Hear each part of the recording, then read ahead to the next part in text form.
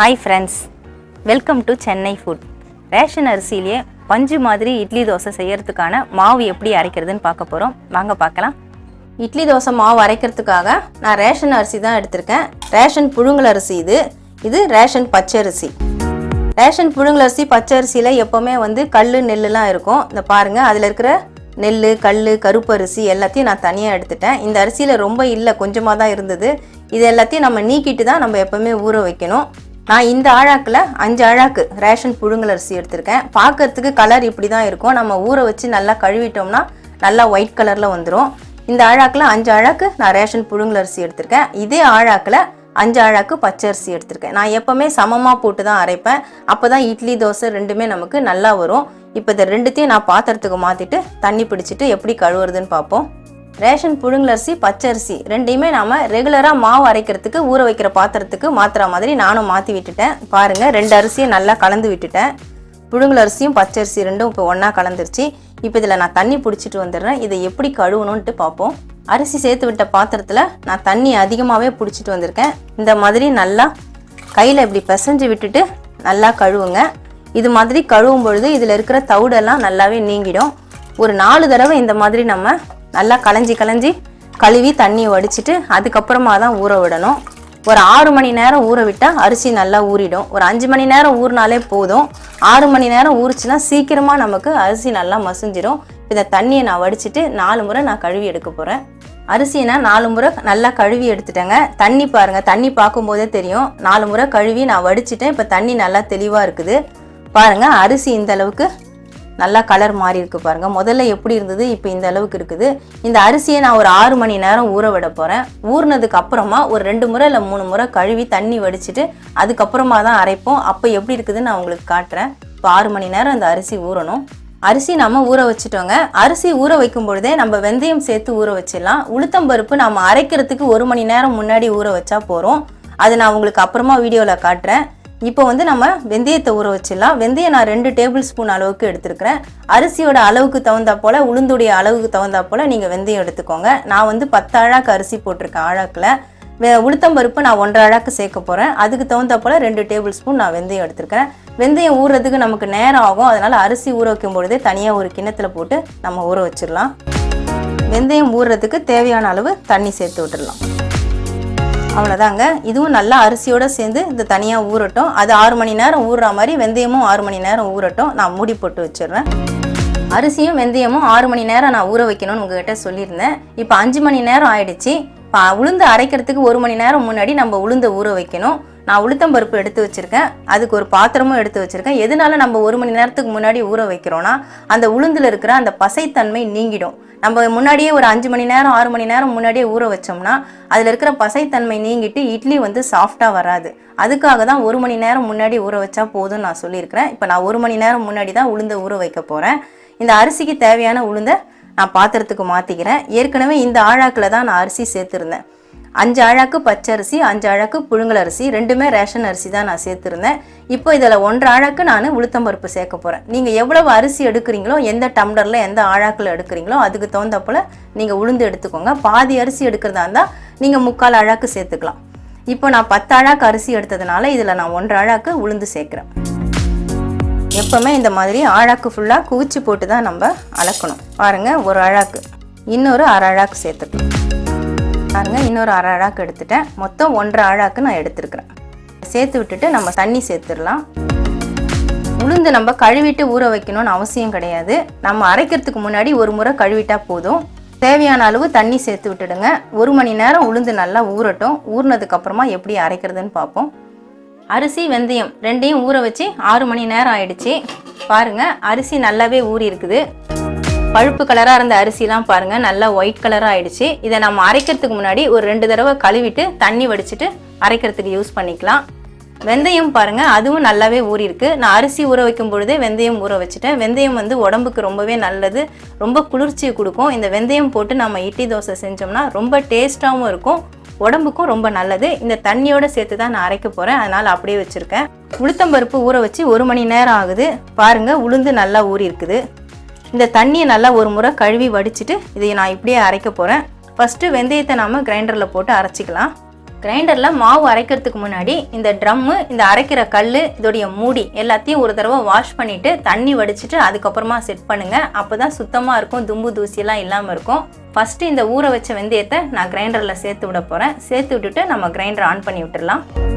ஊற வச்ச அந்த தண்ணியோடையே சேர்த்துக்கோங்க. அதில் நிறைய சத்துக்கள் இருக்கும், அதனால் அதை வடித்து விட வேண்டாம். ஒரு 5 நிமிஷம் வெந்தயம் அரைப்படட்டும். அதுக்கப்புறமா இதுலேயே நம்ம உளுந்து சேர்த்துக்கலாம்.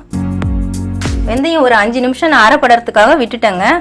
பாருங்கள், இந்த அளவுக்கு வெந்தயம் அரைப்பட்டிருக்குது. நம்ம உளுத்தம்பருப்போடையே சேர்த்து அரைக்கலாம். ஒரு சில வெந்தயங்கள்லாம் ஒதுங்கிட்டு சரியாக அரைப்படாது.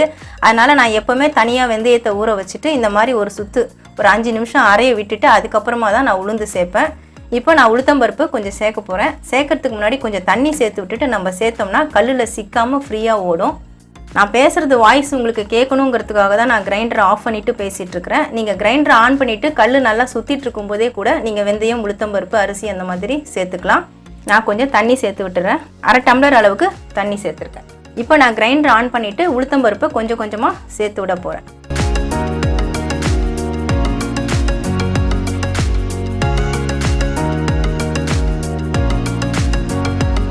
உளுத்தம்பருப்பு ஒரு 1/2 மணி நேரம் அரைப்படணுங்க. அப்போ தான் இட்லி நல்லா சாஃப்டாக இருக்கும். இடையில இந்த மாதிரி கையை வச்சு சைடில் ஒதுங்குற இந்த பருப்பு எல்லாத்தையும் வழித்து விட்டுக்கோங்க. இல்லைனா 1-2 பருப்பு ஓரமாக ஒதுங்கிடும். நம்ம வழித்து விட்டு அரைச்சாதான் ஒதுங்காமல் ஃபுல்லாகவே நல்லா அரைப்படும். நல்லா வெண்ணெய் மாதிரி உளுத்தம்பருப்பு அரையணும். தேவைப்பட்டால் இடையில இந்த மாதிரி ஒரு கை தண்ணி தெளித்து விட்டுக்கோங்க. ரொம்ப தண்ணி ஊற்றக்கூடாது. நம்ம ஏற்கனவே 1/2 டம்ளர் ஊற்றிருக்கோம். ஒரு 2-3 முறை இந்த மாதிரி ஓரத்துலேருந்து மாவு எல்லாத்தையும் வடித்து விடுங்க. கிரைண்டரில் உளுத்தம்பருப்பு சேர்த்து இப்போ 1/2 மணி நேரம் ஆயிடுச்சு. பாருங்கள், உளுந்து இப்போ நல்லாவே அரைப்பட்டுடுச்சு. மாவு நல்லா வெண்ணெய் மாதிரி இருக்குது. இந்த மாதிரி நல்லா கெட்டியாக வெண்ணெய் மாதிரி அரைப்பட்ட உடனே நம்ம மாவை வடிச்சிக்கலாம். நான் இப்போ கிரைண்டரை ஆஃப் பண்ணிவிட்டு மாவை வடிக்க போகிறேன். பாத்திரத்துக்கு மாற்றினதுக்கப்புறம் உங்களுக்கு நான் காட்டுறேன். கிரைண்டரில் அரைச்ச உளுத்த மாவை நான் பாத்திரத்துக்கு மாற்றிட்டேன். இந்த மாதிரி சில்வர் பாத்திரத்தில் மாற்றிக்கோங்க, அதுதான் நல்லது. ஒரு 1/2 மணி நேரம் கழித்து தான் நான் அரிசி மாவு அரைக்க போகிறேன். எங்கள் கிரைண்டர் கொஞ்சம் ஹீட்டாக இருக்கிறதுனால நான் எப்போவுமே ஒரு 1/2 மணி நேரம் ஆற விட்டுட்டு அதுக்கப்புறமா தான் அரிசி மாவு அரைப்பேன். உங்கள் கிரைண்டர் ஹீட் ஆகலைன்னா நீங்கள் உடனே கூட அரிசி மாவை சேர்த்து அரைச்சிக்கலாம். 1/2 மணி நேரம் கழித்து அரிசி மாவு எப்படி அரைக்கிறதுன்னு பார்ப்போம். உளுத்தம்பருப்பு அரைச்சிட்டு நான் 1/2 மணி நேரம் கிரைண்டரை ஆற விட்டுட்டேங்க. இப்போ கிரைண்டரோட சூடு நல்லாவே ஆறிடுச்சு. நான் அரிசி கிரைண்டரில் போட்டு அரைக்க போகிறேன். நம்ம அரிசி ஊற வைக்கும் போதே 4 முறை கழுவிட்டு தான் ஊற வச்சோம். இப்போ நான் 2 தடவை கழுவிட்டு தண்ணி வடித்து எடுத்து வச்சுருக்கேன். அரிசி பாருங்கள் எப்படி இருக்குன்னு. அந்த பழுப்பு கலர் அரிசி எல்லாமே வெள்ளையாயிடுச்சு. இப்போ பச்சரிசி, புழுங்கல் அரிசி ரெண்டுத்துக்குமே வித்தியாசம் தெரியல. அந்த அளவுக்கு நல்லா ஒயிட்டாக இருக்குது பாருங்கள். ரேஷன் அரிசி ஊற வச்சு கழுவுனா இந்த மாதிரி தான் இருக்கும். ஆனால் 6 மணி நேரம் ஊற விட்டுட்டு அரைச்சாதான் நல்லா அரைப்படும். நீங்கள் கடை அரிசி வாங்கி அரைக்கிறதா இருந்தால் 3 மணி நேரம் 4 மணி நேரம் ஊற விட்டால் போகிறோம். ஆனால் ரேஷன் அரிசிக்கு எப்போவுமே 6 மணி நேரம் ஊற விட்டுட்டு அரைச்சாதான் நல்லா சீக்கிரமாக அரைப்படும். இட்லியும் நல்லா சாஃப்டாக இருக்கும். இப்போ இந்த அரிசியை நான் கிரைண்டரில் போட்டு அரைக்க போகிறேன். ஃபஸ்ட்டு நம்ம கிரைண்டரை ஆன் பண்ணிவிட்டு ஒரு 2 டம்ளர் அளவுக்கு தண்ணி சேர்த்து விட்டுட்டு அதுக்கப்புறமா கொஞ்சம் கொஞ்சமாக அரிசியை போடலாம். அரிசி அள்ளி போடுறதுக்காக நான் இந்த கிண்ணம் யூஸ் பண்ணுறேன். ஏன்னா அரிசி அதிகமாக இருக்கனால கையில் பிடிச்சிட்டு அள்ளி போட முடியாது. கொஞ்சமாக இருந்தால் நம்ம அதை மாதிரி செஞ்சுக்கலாம். இந்த கிண்ணத்தில் கொஞ்சம் கொஞ்சமாக அள்ளி கிரைண்டரில் நான் சேர்த்து விட போகிறேன்.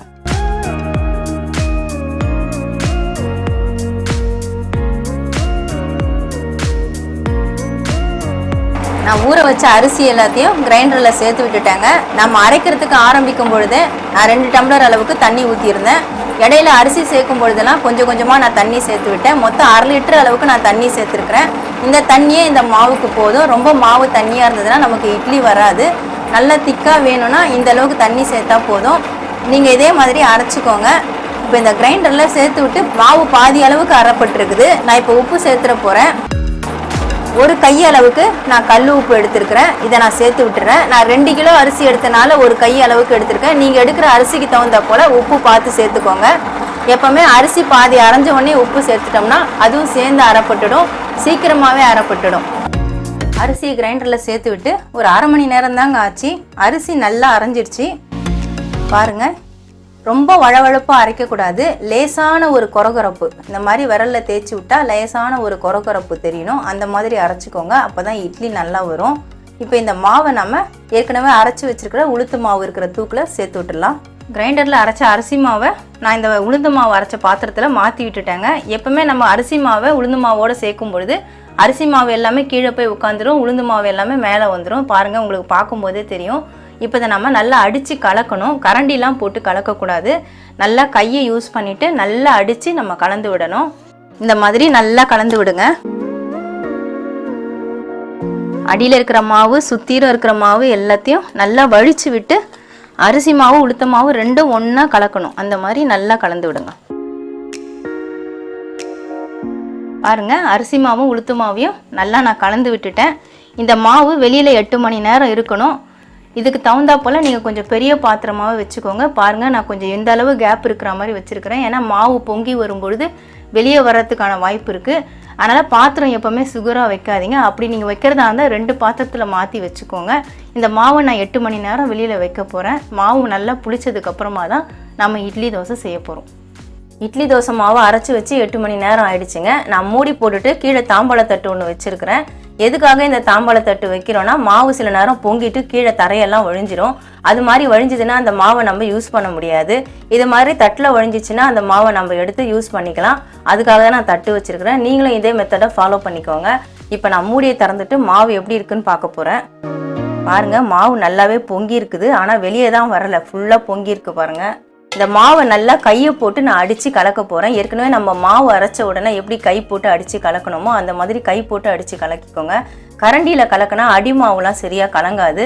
நம்ம கடைசி மாவு இட்லி தோசை செய்யும் பொழுது ரொம்ப ரஃப்பாக இருக்கிற மாதிரி இருக்கும். அதனால் கை போட்டு நல்லா அடித்து கலந்துக்கோங்க. நான் இப்போ அதே மாதிரி தான் கலக்க போகிறேன். கலந்ததுக்கப்புறமா பார்ப்போம். நல்லா பொங்கி வந்த மாவை நான் கை போட்டு தான் நல்லா கலந்து விட்டேன். நம்ம எந்த அளவுக்கு மாவு அரைச்சி வச்சோமோ அதே அளவுக்கு திரும்பவும் வந்துருச்சு பாருங்கள். இந்த மாதிரி நல்லா கை போட்டு அடித்து கலந்துட்டா தான் அடியில் இருக்கிற மாவு எல்லாமே மிக்ஸ் ஆகும். இப்போ இந்த மாவில் நம்ம செய்யறதுக்கு இட்லி தோசை செய்யறதுக்கு தேவையான மாவை மட்டும் எடுத்துக்கிட்டு மீதி மாவெல்லாம் நம்ம பாத்திரத்தில் ஊற்றி ஃப்ரிட்ஜில் வச்சுக்கலாம். நான் 1 வாரத்துக்கு தேவையான மாவு அரைச்சிருக்கிறேன். அதனால் நமக்கு எப்போல்லாம் தேவைப்படுதோ அப்போல்லாம் நம்ம எடுத்து இட்லி தோசை செஞ்சுக்கலாம். இது மாதிரி நீங்களும் மொத்தமாக மாவு அரைச்சி வச்சுக்கோங்க. ரொம்பவே ஈஸியாக இருக்கும். அரைச்சி வச்ச மாவு எல்லாத்தையும் நான் 3 பாத்திரத்தில் மாற்றிட்டேங்க. இந்த மாவு நான் இப்போ செய்யறதுக்காக எடுத்து வச்சுருக்கேன். இந்த 2 மாவையும் நான் ஃப்ரிட்ஜில் எடுத்து வச்சுருவேன். தேவைப்படும் போது நான் எடுத்து இட்லி தோசை செஞ்சுப்பேன். இதை நான் மூடி போட்டு ஃப்ரிட்ஜில் வைக்க போகிறேன். எப்போவுமே நான் இட்லி செய்யும் பொழுது கொஞ்சம் சமையல் சோடா சேர்த்து தாங்க செய்வேன். இது ஆப்ப சோடான்னு சொல்லுவாங்க. எல்லார் வீட்லேயும் இது இருக்கும். நான் 1/2 டீஸ்பூன் அளவுக்கு எடுத்துருக்கிறேன். இந்த மாவுக்கு தேவையான அளவுக்கு தான் நான் சேர்க்குறேன். எல்லா மாவுலையும் நான் சேர்க்கலை. இட்லி ஊற்றும் போது மட்டும் இந்த சமையல் சோடா சேர்த்தா போதும். தோசைக்கெல்லாம் தேவைப்படாது. இப்போ இதில் கரண்டியில் போட்டுட்டு கொஞ்சமாக தண்ணி ஊற்றி கலந்துக்கணும். நம்ம அப்படியே மாவில் போட்டு கலக்கணும்னா சரியாக கலங்காது. பாருங்கள், 1 ஸ்பூன் அளவு தண்ணி ஊற்றிட்டு இந்த மாதிரி கலக்கி விட்டுடுங்க. உங்களுக்கு பிடிச்சிருந்தா சேர்த்துக்கோங்க. இல்லைனா சமையல் சோடா சேர்க்க வேண்டாம். சேர்க்காம கூட செய்யலாம். அப்படி செஞ்சாலும் இட்லி நல்லா தான் வரும். இது சேர்த்தோம்னா இன்னும் நல்லா சாஃப்டாக இருக்கும். இதில் போட்டு நல்லா கலக்கிடலாம். நல்லா கலக்கிட்டு ஒரு 5 நிமிஷம் விட்டுடுங்க. அதுக்கப்புறமா இட்லி ஊற்றுங்க. சேர்த்த உடனே மாவு கொஞ்சம் நல்லா பொங்கி வரும். அடித்து கலக்கணும். இந்த மாதிரி நல்லா கலந்துருங்க. ஒரு 5 நிமிஷம் அப்படியே விட்டுட்டு மறுபடியும் ஒரு முறை நல்லா கலந்துட்டு தான் நம்ம இட்லி ஊற்ற போகிறோம். மாவு நான் ஆப்ப சோடா போட்டு கலக்கி வச்சு 5 நிமிஷம் ஆயிடுச்சு. நான் நல்லா ஏற்கனவே ஒரு முறை அடித்து கலக்கிட்டேன். இட்லி ஊற்றுறதுக்கு முன்னாடி மறுபடியும் இந்த மாதிரி நல்லா கலந்து விட்டுக்கோங்க. ஏன்னா அது நல்லா பொங்கி வந்துடும். நம்ம கலக்கி விட்டால் தான் அந்த பொங்குனதெல்லாம் சரியாயிடும். இந்த மாதிரி நல்லா கலந்து விட்டுடுங்க. நீங்கள் ஆப்ப சோடா போடலன்னா ஒன்றும் பிரச்சனை இல்லை. அப்படியே நல்லா கலக்கிட்டு ஊற்றிக்கலாம். நான் இட்லி குக்கரில் தான் இட்லி வைக்க போகிறேன். அடுப்பில் இட்லி பாத்திரம் நான் தண்ணியோடு வச்சுட்டேன். இப்போது இந்த இட்லி தட்டில் நான் எண்ணெய் தடவி வச்சுருக்கிறேன். இப்போ இந்த தட்டில் ஓட்டை இருந்துச்சுன்னா நீங்கள் கண்டிப்பாக துணி போட்டு தான் இட்லி ஊற்றணும். எனக்கு தட்டில் ஓட்டை கிடையாது. அதனால் நான் எண்ணெய் தடவி வச்சுருக்கேன். எண்ணெய்க்கு பதில் நெய் கூட தடவிக்கலாம். இது மாதிரி தடவுறதுனால இட்லி ஒட்டாமல் நல்லா வரும். எடுக்கிறதுக்கு ரொம்ப ஈஸியாக வரும். இப்போ இந்த மாவு எல்லாத்தையும் நான் ஒவ்வொரு தட்டுலையும் ஊற்றி விட்டுறேன். நான் 3 இட்லி தட்டு எடுத்திருந்தேன். 3 இட்லி தட்டுலையும் நான் மாவு ஊற்றிட்டேன். இப்போ இந்த இட்லி கொத்தை நான் இட்லி குக்கரில் வைக்க போகிறேன். ஏற்கனவே இட்லி குக்கரில் தண்ணி ஊற்றி நான் அடுப்பில் வச்சுருக்கிறேன். 2 டம்ளர் அளவுக்கு தண்ணி ஊற்றிருக்கிறேன். இதை இதில் வச்சு விட்டுறலாம். வச்சுட்டு நம்ம மூடி போட்டு விட்டுறலாம். அடுப்பு நான் மீடியம் ஃப்ளேமுக்கும் கம்மியாக தாங்க வைப்பேன். அப்போ தான் தண்ணியெலாம் பொங்கி இட்லியில் வராமல் இருக்கும். நம்ம ஹை ஃப்ளேம் வச்சோம்னா இந்த தண்ணியெல்லாம் பொங்கி இட்லியில் ஏறிடும். மீடியம் ஃப்ளேமுக்கும் கொஞ்சம் குறைவாக வச்சா தான் அந்த தண்ணி பொங்கி இட்லியில் ஏறாமல் இருக்கும். ஒரு 10-12 நிமிஷம் நான் வேக விட்டுடுவேன். வேகட்டும். இட்லி நான் 12 நிமிஷம் வேக வச்சு இறக்கிட்டேங்க. இப்போ நான் தோசை செய்ய போகிறேன். அதே மாவில் தான் தோசை செய்ய போகிறேன். அடுப்பில் தவா போட்டிருக்கேன். தவா நல்லா ஹீட் ஆகுற வரைக்கும் ஹை ஃப்ளேமில் வச்சுக்கோங்க. இப்போ தோசை மாவுக்கு நான் இட்லி மாவில் தான் கொஞ்சம் தண்ணி சேர்த்து வச்சுருக்கிறேன். ஏன்னா இட்லி மாவு ரொம்ப திக்காக இருக்கும். கொஞ்சம் தண்ணி சேர்த்துட்டு இந்த அளவுக்கு இருக்கணும். கொஞ்சம் தண்ணியாக இருந்தால் தான் தோசை நல்லா மெலிசாக இழுக்க வரும். இப்போ தவா நல்லா ஹீட் ஆகிடுச்சு. நான் மாவு ஊற்ற போகிறேன். சின்ன கரண்டினால நான் 2 கரண்டி மாவு சேர்க்குறேன். சேர்த்துட்டு எப்பவும் போல் மெலிசாக இழுத்து விட்டுடலாம். அவ்வளோதான், நான் தோசை எடுத்து விட்டுட்டேன். அடுப்பு இப்போ ஹை ஃப்ளேம்லேயே இருக்கட்டும். சுத்தூரும் எண்ணெய் ஊற்றிடலாம். உங்களுக்கு ஒன் சைடாக வேணும்னா நீங்கள் மூடி போட்டுட்டு ஒன் சைடாக வேக வச்சு எடுத்துக்கலாம். நான் திருப்பி போட போகிறேன், அதனால் மூடி போடலை. தோசை ஒரு சைடு நல்லா வெந்துருச்சு, நான் திருப்பி போட்டுட்டேன். பாருங்கள் நல்லா பொன்னிறமாக வந்திருக்கு. இதே அளவுகளோட இதே மெத்தடோட நீங்கள் மாவு அரைச்சிங்கன்னா இட்லி தோசை நல்லா சூப்பராக வரும். இப்போ நான் தோசையை வெளியே எடுத்துடுறேன். பாருங்கள், நான் ரேஷன் அரிசியை தான் ஊற வச்சு மாவு அரைச்சிருக்கிறேன். இட்லி நல்லா சூப்பராக வந்திருக்கு, நல்லா பஞ்சு மாதிரி சாஃப்டாக இருக்குது. தோசையும் நல்லா பொன்னிறமாக செவந்து வந்திருக்குது. இதுக்கு சைட் டிஷ்ஷாக நான் முளை கட்டிய பச்சை பட்டாணி அதையும் முருங்கைக்காயும் போட்டு கிரேவி பண்ணியிருக்கேன். இந்த வீடியோ நான் உங்களுக்கு இன்னும் கொடுக்கும்பொழுது நான் டிஸ்கிரிப்ஷனில் லிங்க் பண்ணிடுறேன். இட்லி பாருங்கள், நான் குக்கரில் ஊற்றுனதுனால கொஞ்சம் இட்லி சின்னதாக இருக்குது. நீங்கள் இன்னும் இட்லி பாத்திரத்தில் ஊற்றுனீங்கன்னா நல்லா பஃப்னு குஷ்பு இட்லி மாதிரி வரும். இதே மாதிரி நீங்களும் மாவு அரைச்சி செஞ்சு பாருங்கள். இட்லி அழுத்தினா நல்லா பஞ்சு மாதிரி அமுங்குது பாருங்கள், நல்லா சாஃப்டாக இருக்குது. இதே போல் இதே மெத்தடில் மாவு அரைச்சி இட்லி தோசை செஞ்சு சாப்பிட்டு பாருங்கள். ரேஷன் அரிசிலேயே சூப்பராக இட்லி தோசை எப்படி செய்கிறதுன்னு வீடியோ பார்த்துருப்பீங்க. உங்களுக்கு இந்த வீடியோ பிடிச்சிருந்தா லைக் பண்ணுங்கள், ஷேர் பண்ணுங்கள், சப்ஸ்கிரைப் பண்ணுங்கள். சப்ஸ்கிரைப் பண்ணவங்க மறக்காமல் பெல் பட்டனை கிளிக் பண்ணுங்கள். இந்த வீடியோவில் ஏதாவது டவுட்ஸ் இருந்தால் கமெண்ட்ஸில் கேளுங்கள். நன்றி, வணக்கம்.